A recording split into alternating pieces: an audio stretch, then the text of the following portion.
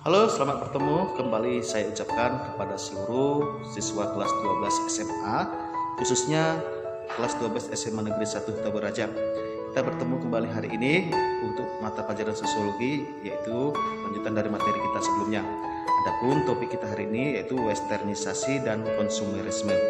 Jadi saya harapkan kepada kalian semua selama proses pembelajaran berlangsung, kalian simak dan kalian pahami video pengajaran yang akan saya sajikan sesaat lagi. Saya ucapkan selamat belajar dan tetap semangat. Baik, kita akan mulai materi kita hari ini. Kita akan bahas yaitu westernisasi dan konsumerisme. Jadi itulah materi kita. Pertama kita nanti akan bahas definisi westernisasi, baru kita akan bahas pengaruh westernisasi. Baru yang ketiga kita akan bahas yaitu konsumerisme. Jadi hari ini kita akan membahas yaitu 3 sub materi.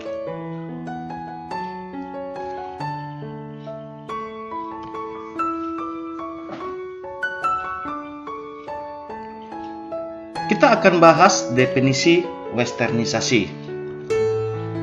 Kamu pasti sering mendengar istilah westernisasi ya. Nah ini West artinya barat. Jadi kalau diartikan atau diuraikan, apa itu arti westernisasi? Ini.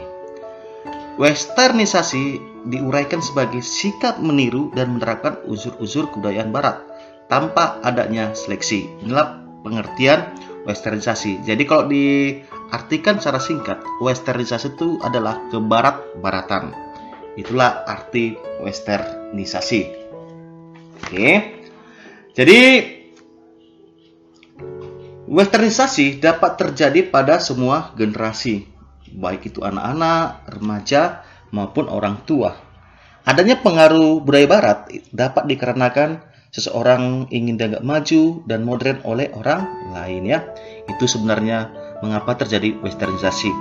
Jadi dampak westernisasi ini nggak selama itu negatif, tapi ada juga dampak positifnya. Lihat ini ya. Oke, nih.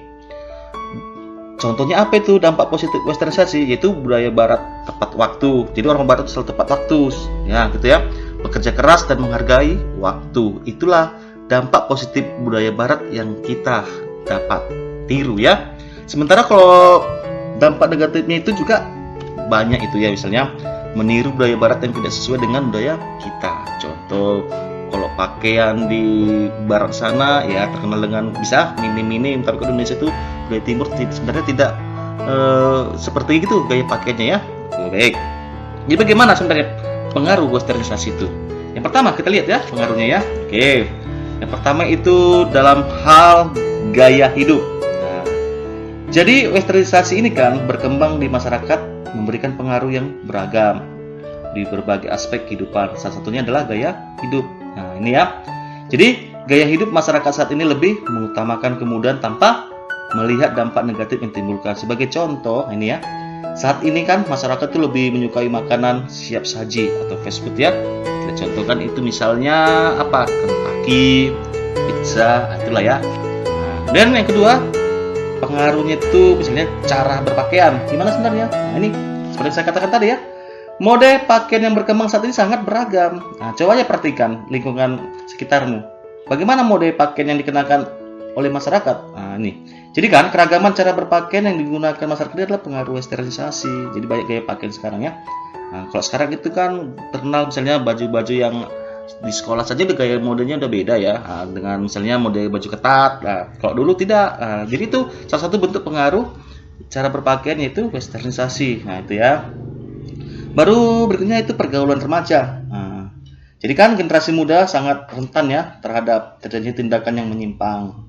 Hal ini dikarenakan usia remaja itu dinilai masih sangat labil ya dan mudah terpengaruh oleh lingkungan sekitar. Nah, contohnya gini ya, penggunaan obat-obat terlarang, kenakalan remaja dan lain sebagainya itu salah satu contoh dari pergaulan remaja ya. Oke. Baru berikutnya kita lihat itu lunturnya nilai luhur budaya Indonesia. Nah, jadi kan Indonesia dikenal dengan kekayaan sumber daya alam dan budaya ya. Jadi kan keberagaman yang ada di Indonesia harus patut kita syukuri ya sebagai bentuk menghargai keragaman yang ada di sekitar kita. Nah, jadi namun Kan masuknya pengaruh westernisasi juga bisa mempengaruhi budaya Indonesia. Nah, contohnya gini, sebagian masyarakat mempelajari budaya luar yang dapat menunjukkan nilai-nilai budaya bangsa Indonesia. Seperti yang saya katakan tadi ya, itu bisa memberikan dampak negatif seperti jelasan tadi sebelumnya. Nah, inilah pengaruh westernisasi.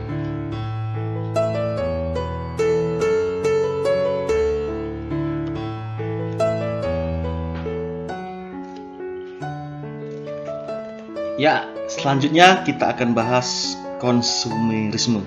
Oke. Jadi, tadi kan kita sudah mempelajari tentang westernisasi ya. Nah, jadi westernisasi merupakan suatu perilaku yang meniru bangsa barat tanpa melakukan seleksi. Oke. Westernisasi adalah contoh masalah sosial yang di masyarakat dikarenakan perubahan sosial ya. Jadi kan selain westernisasi, konsumerisme juga ya termasuk contoh masalah sosial di masyarakat. Nah, kamu mungkin sudah tidak asing ya dengan istilah konsumerisme. Tahukah kamu apa konsumerisme itu? Oke, jadi kita akan bahas ya. Ini, kan. Mengapa seseorang dapat terjebak konsumerisme? Lihat ini gambar. Nah, jadi kalau kamu perhatiin gambar ini merupakan salah satu bentuk keramaian yang ada di supermarket atau di mall-mall ya. Itu lihat, ini salah satu bentuk bagian dari konsumerisme. Nah, jadi tanya, mengapa seseorang dapat terjebak konsumerisme? Ini perhatikan. Nih, misalnya yang pertama itu adalah mengikuti tren. Nah, jadi supaya gak dikatakan dia anak ketinggalan zaman atau supaya dia dikatakan anak zaman, jadi dia harus mengikuti tren. Jadi terpaksa dia harus melakukan tindakan, misalnya membeli barang-barang yang mewah kan gitu kan, yang sesuai dengan zaman. Itu baru kedua, menuruti keinginan sama seperti saya katakan tadi, supaya keinginan itu dibilang dia nggak anak ketinggalan zaman tapi anak zaman. Nah, itu ya anak zaman now istilah sekarang. Nah, berarti dia harus menuruti keinginannya. Baru menuruti gengsi sama. Nah, itu ya supaya dia tidak dikatakan anak zaman jadul ya. Nah, jadi menuruti gengsi supaya dikatakan anak zaman sekarang. Itulah alasan kenapa seseorang dapat terjebak konsumerisme. Oke. Jadi ini semua, tiga hal ini itulah yang menyebabkan munculnya sikap konsumtif. Nah, ini sikap konsumtif ya. Oke, perhatikan. Jadi apa sebenarnya faktor-faktor yang mempengaruhi konsumerisme? Ini adanya kemajuan iptek, kemudian masuknya budaya asing. Tadi contohnya itu bagian dari westernisasi ya, pengaruh westernisasi. Baru pengaruh globalisasi juga itu mempengaruhi. Baru pengaruh media elektronik dan media massa ya. Jadi kan dari hal-hal ini, dari contohnya media elektronik dan media massa, kita bisa melihat bagaimana gaya-gaya mode pakaian sekarang, gaya-gaya anak zaman sekarang. Jadi itulah yang memunculkan sikap atau mempengaruhi konsumerisme dari dalam diri seseorang. Oke, baik. Jadi dampaknya itu bagaimana? Nah, ini. Ada juga dampak positifnya ya, nggak selamanya juga dampak negatif. Nah, jadi dampak positif konsumerisme itu bagaimana ini? Meningkatkan dinamika masyarakat ya. Jadi artinya dengan adanya konsumerisme ini, dinamika dalam masyarakat dibutuhkan ya dalam upaya menuju perkembangan masyarakat. Nah, namun tidak selamanya dinamika mengarah kepada hal yang positif pula ya, atau perkembangan. Tetapi masyarakat yang dinamis menyimpan potensi untuk melakukan perubahan. Nah, ini. Oke, baru mendorong terjadinya pertumbuhan ekonomi. Nah, jadi maksudnya itu bagaimana mendorong pertumbuhan ekonomi? Nah, jadi konsumerisme itu didukung dengan berbagai kemudahan seperti adanya barang-barang yang unik, baru, dan jumlahnya banyak. Nah, jadi harga pasar yang terjangkau dan mendorong terjadinya pertumbuhan ekonomi. Jadi ini perkembangan ekonomi terjadi dengan adanya konsumerisme. Ya terpaksa, ya mau tidak mau ya harus memproduksi barang-barang baru. Nah, itu ya.